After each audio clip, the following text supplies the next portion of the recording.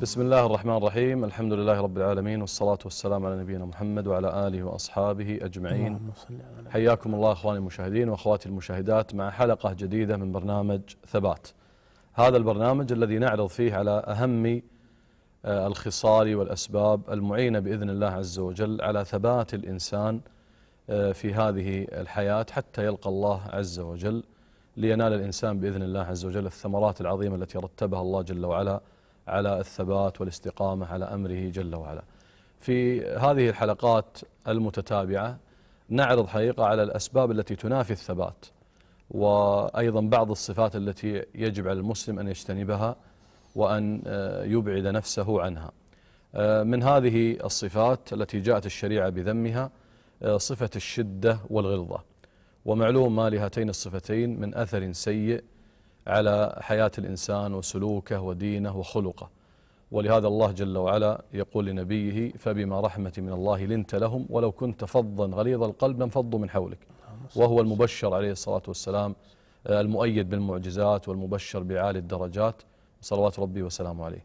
يسرنا في هذه الحلقة أن يكون معنا ضيفنا العزيز في خلال هذه الحلقات المتتابعة، فضيلة الدكتور علي بن عبد العزيز الشبل، الأستاذ في كلية الدراسات العليا في وزارة التعليم العالي في المملكة العربية السعودية. فحياك الله شيخ علي بين أهلك وإخوانك في الكويت. الله يبارك فيكم، يحييكم، يحيي أيضا إخواني وأخواتي من المشاهدين والمشاهدات، ويبارك في هذه الحلقات وهذه البرامج وهذه اللقاءات، ويجعلها خالصة لوجهه. آمين. اللهم محققة لمرضاته، سببا لزلف لديه سبحانه بعوالي الجنان. فإن الله جل وعلا يتفضل على عباده الذين أخلصوا له بأن يحل عليهم رضاه فلا يسخط عليهم أبدا. نسأل الله أن نكون وإياكم وإخواننا من هؤلاء. جزاك الله شيخ علي. طبعا تكلمنا عن بداية الحلقة عن موضوع هذه الحلقة وهو الشدة والغلظة، ويعني مدى تأثير هاتين الصفتين على سلوك الإنسان وأخلاقه ودينه. حبذا شيخ لو تكلمتم عن هذا. بسم الله الرحمن الرحيم. الحمد لله وحده، وصلى الله وسلم على من لا نبي بعده، نبينا محمد وعلى آله وصحبه ومن سار على نهجه واقتفى أثره وسلم تسليما كثيرا. هذه المسألة في صفات الشدة والغلظة إنما توافقت مع ضعاف العلم وضعاف الدين، مع الأعراب في إنكارهم على كبرائهم. أنكر به الأعرابي على النبي صلى الله عليه وسلم بغلظة وشدة ورعونة. كذلك سوء الأدب إذا طبق مع العلماء أو مع ولاة الأمر بهذه الشدة والعنف والرعونة والغلظة التي لا تحقق مكسبا وإنما تزيد إشغابا على إشغاب وتثليبا على تثليب. بعث الله جل وعلا رسولين من رسله، موسى وهارون، إلى أطغى عباد الله وإلى أفجر أهل الأرض. إلى من؟ إلى فرعون الذي نازع الله ربوبيته وألوهيته، أخص خصائصه سبحانه في الربوبية: ما علمت لكم من إله غيري، أنا لي ملك مصر وهذه الأنهار تجري من تحتي لئن اتخذت إلها غيري. توعد موسى وهارون. أرسل الله عز وجل هذين الرسولين عليهم الصلاة والسلام، موسى وهارون، إلى فرعون، فقول له قولا لينا، أي ليس عنيفا، ليس غليظا، ليس أرعنا، قولا لينا. ليه؟ ما السبب؟ لعله يتذكر أو يخشى. ومع ذلك عاند وكابر، والكبر والعناد طبع رديء في النفس، سببه اللؤم وسببه الكفر وسببه البدعة والمعصية. لكن الشريعة جاءت بالقول اللين، بالقول المؤدب الذي ليس فيه رعونة وإنما فيه قوة بالحق ولين في وسيلته، ليبلغ إلى النفوس ويكون سببا لهدايتها وجلبها إلى مرضاة ربه سبحانه وتعالى. إذا أخذنا مثالا على هذه الرعونة والجفاء والغلظة في إمام الخوارج وزعيمهم في عهده عليه الصلاة والسلام. عبد الله بن ذي الخويصرة، هذا الأعرابي الذي جاء من بادية نجد، من حر وقر، من غلظة، فقال يا رسول الله اعدل فإنك لم تعدل. جرأة عجيبة. يتعقب على النبي ويستدرك عليه بأنه حاف وظلم وجار. اعدل فإنك لم تعدل. هذه قسمة ما أريد بها وجه الله. تكلم وتطاول على نية النبي ومقصده، وهذا كثير الآن. هذا عمل ما أراد به وجه الله. وش يدريك؟ هل كشفت عن قلبه؟ تدخل بالنيات. من الشباب من إخواننا من يكون فيه هذه الرعونة في أمر لا يبالي به، فلان يقصد كذا وما أدراك عن مقاصده.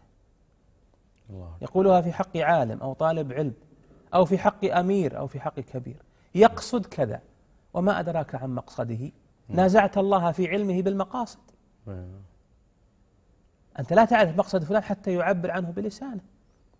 أما تتجرأ وتتطاول وتتشدد وتغلظ وتخوض فيما ليس لك بعلم، يقصد فلان كذا ما أدرك عن مقصده، ثم تبني على هذا القول وهذا المقصد تجريحه أو تبديعه أو سوء الظن به من باب رعونتك وغلظتك وجفائك.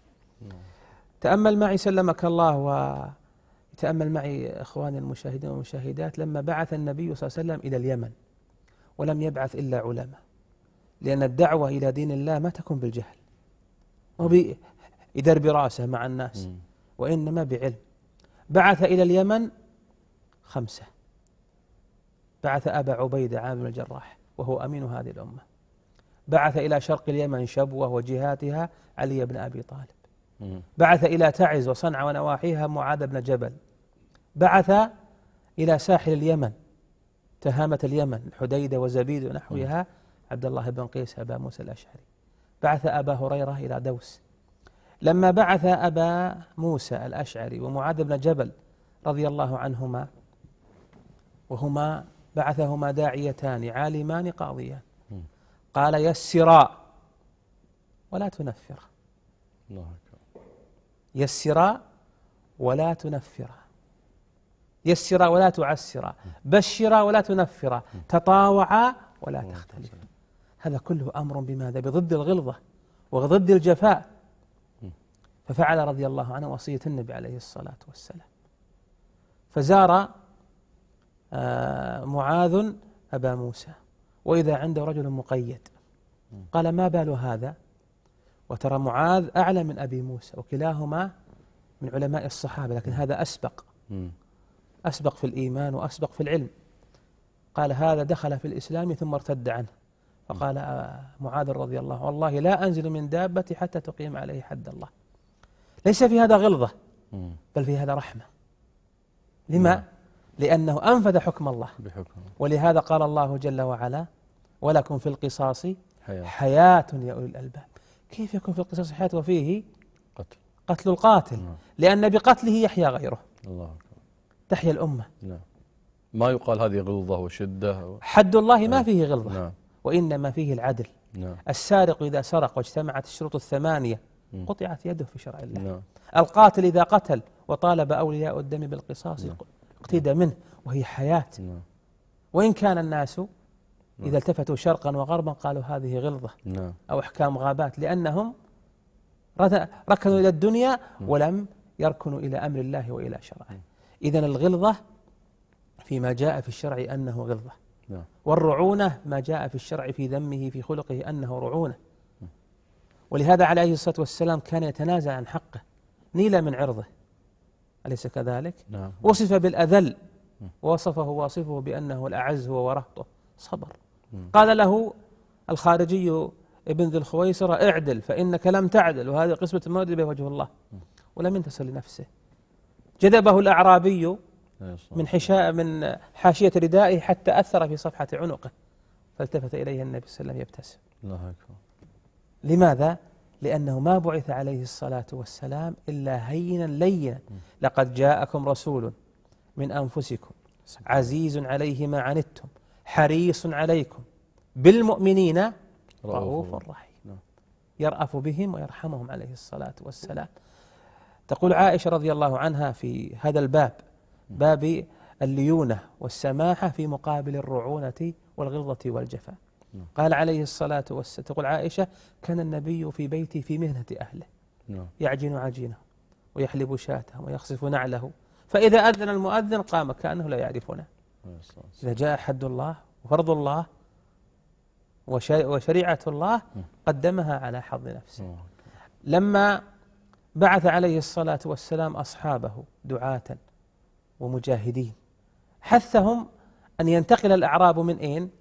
من البوادي إلى الحواضر، من أسباب الجفاء والغلظة والرعونة إلى أسباب العلم والعقل والتركد والليونة.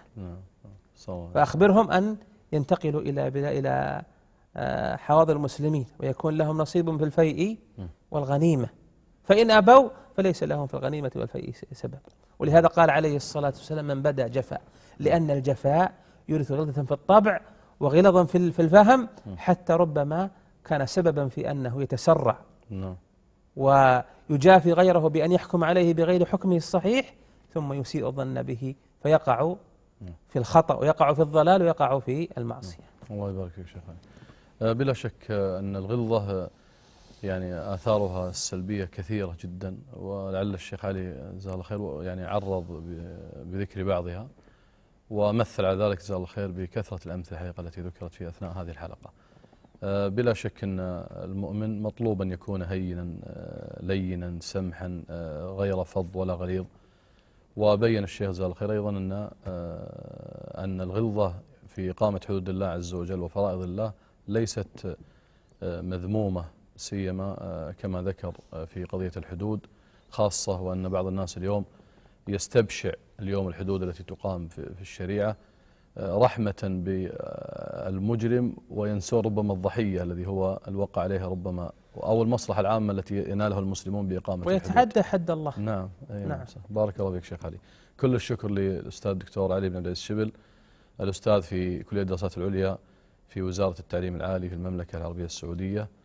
ومع موضوع آخر إن شاء الله تعالى ألقاكم مع ضيفي الكريم الدكتور علي بإذن الله عز وجل، والسلام عليكم ورحمة الله وبركاته. وعليكم السلام.